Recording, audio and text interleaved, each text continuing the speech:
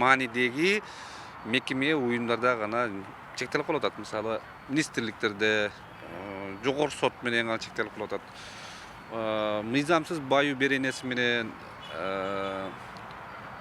кызмат абылынан кыйбанаттык пайдалануу менен Ош шаарынан Ош облусунун дагы иш козгосо болот. Ошол эле мезгилде мынабу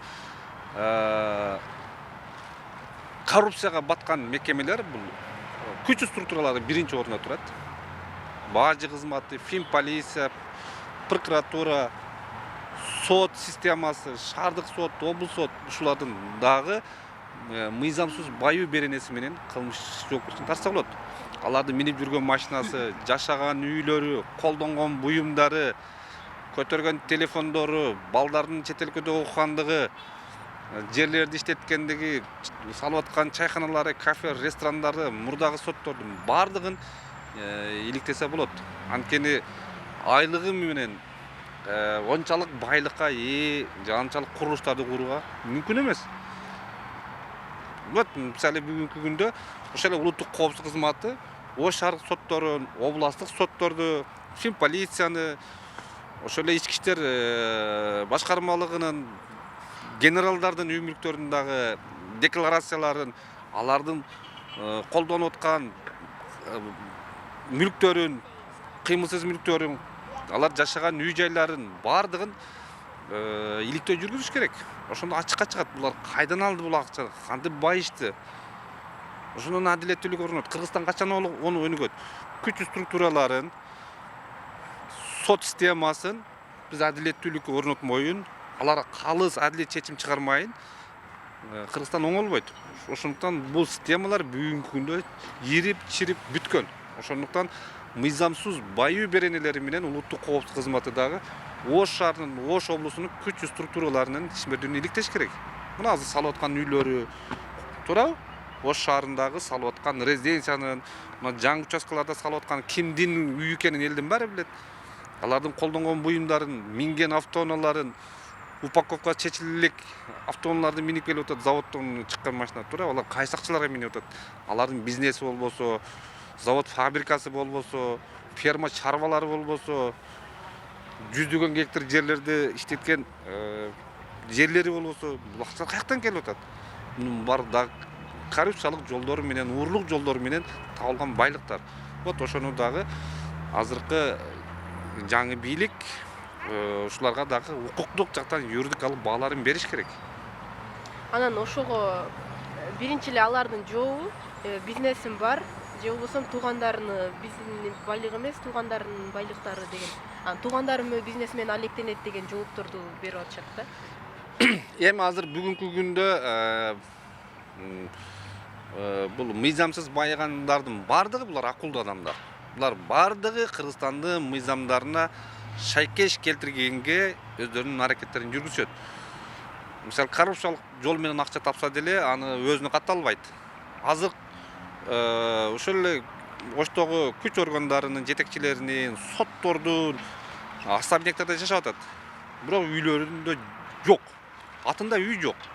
Жер участок дагы жок. Машина дагы жок. Машина болушу мүмкүн, бир эски Audini же болбосо бир арзаныраак бир 200 000 долларлык машинаны каттатып коюшу мүмкүн. Мага ишенбесеңер азыр декларациясын иликтеп көрөлү. Көпчүлүк сотторду биз билебиз. Кандай машинада минип атат, кандай үйлөрдө жашап атат, миллион долларлык үйлөрдө жашап атат. Бирок атында эч нерсе жок. Булардын ар бирин анын туугандарын деле иликтесе болот. Ал тууганы кайсы акчага тапты? Тууганын кирешеси иштерди иштебеген тууганы кантип ошончо байлыкты каяктан алды? Анын бизнесин иликтеп көрүш керек. Анын бизнеси менен ошончо акча тапса болобу, болбойбу? Мамлекетке канча налог төлөп атат? Соцфонд канча төлөп атат? Канча адамды жумушчу орун менен камсыз кылып атат? Эгер ишканасы болсо прибылы гана, кирешеси каяктан алды? Кирешесинин канча проценти подоходный налог төлөдү? НДСтин салыктын түрлөрүн төлөдү? Текшериш керек. Ошону ачыкка чыгат. Азыр бүгүнкү күндө коррупциядан арылыш үчүн, мыйзамсыз байын токтотуш үчүн Ош шаарындагы, Ош облусундагы соттордун бардыгын таркатыш керек, булардын бардыгы. Межрайон соту таркатыш керек бүгүнкү күндө. Олордун бардыгын бизге Ош шаарында, Ош облусунда күчтүү структурасына, сотторго бирин дагы Ошту көрбөгөн, Ошто туулбаган сотторду алып келмей, сен бизде адилеттүү сот системасы орнобойт. Гор сотко бар, облус сотко бар, мен областный адвокатурада дагы иштеймин. адам укуктары боюнча процесстерге катышып атабыз. Канчалаган мыйзамсыз өкүмдөр, чечимдер чыгып атат. Эгер ушундай улана бере турган болсо, дагы нааразычылык күчөйө берет. Мурдагы бийлик ушунун алдын алган жок. Мына жаңы дайындалган судьяларды көрүп атабыз. Аны кимдер дайындалып атат? Ал каяктан келген адамдар буга чейин кантип ишмердүүлүгүн жүргүзгөн? Вот азыр мына убактылуу президенттин милдетин аткаруучу деле ошол дайындап атканда улуттук коопсуздук кызматы, башкы прокуратура ошол адам жөнүндө маалымат берилет. Анын кошуналары жөнүндө пикири кандай, мурда кайсы жерлерде иштеген, таза инсанбы, үлгүлүү инсанбы, ошол сот болгонго ылайыктуубу, ошол калыс чечим чыгара алабы, ушул жактарын изилдедиби? Изилдеген жок. Мына бүгүнкү күндө жакында кылмыш иши козголоп турган адамдар облус сотко судья болуп келип атат, облустук сотко судья болуп келип атат, күчтүү структураларына келип атат.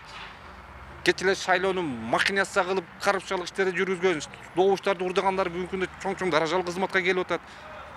Токтотуш керек бардыгын. Уже эл чыдабайт, токтотуш керек мындай мыйзамсыз нерселердин бардыгын. Ошол эле азыр өзүңүз айтып кеттиңиз го, шайлоодо иштеп берген деп. Оштогу финполициянын жетекчиси Айбек Токоев деле ошол шайлоодо иштеп берген болчу, азыр кызматка көтөрүлүп кетти. Негизи Ошто иштеп жаткан бир канча жыл иштеп кетпедиби финансы полициясын жетектеп. Ишмердүүлүгүнө бир байкадыңызбы? Жакшы, кандай ишмердүүлүктө неме кылып кетти да? Ошто.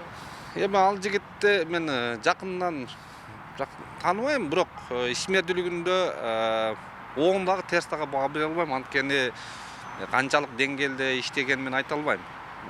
Канчалык негизде мисалы азыр социал түйүндөрдө мүлүктөрү жөнүндө чыгып атпайбы? Анын кандай мүлкү бар экенин, кандай иштегендиги жөнүндө менде маалыматым жок экен ал жигит жөнүндө. Эми ол деле Жээнбековдордун бир тууган жээни болгон да. Туура, онун жээни болгон. Мына жакында биринчи вице-мэр келди, кечээ эле Жээнбековдордун штабын башкарып жүргөн биримдикти. Ушуларды чыгарбайсыңар. Жээнбековдун штабын башкарган кечээ жакында эле